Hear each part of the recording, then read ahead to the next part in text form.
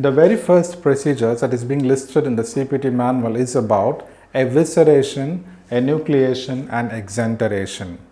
What is evisceration? Viscera means an internal organ. In the process of evisceration, the physician is going to remove the internal contents of the eyeball. So here the sclera and the external ocular muscles are left intact and the internal structures are all being removed. That is evisceration. Whereas in enucleation, what happens is the globe is removed. So the sclera is also removed and the external ocular muscles or the extraocular muscles are just left intact. Whereas in the case of exenteration, the entire orbital cavity is being removed. So that includes the globe, the extraocular muscles, the periorbital fat and the lymphatics.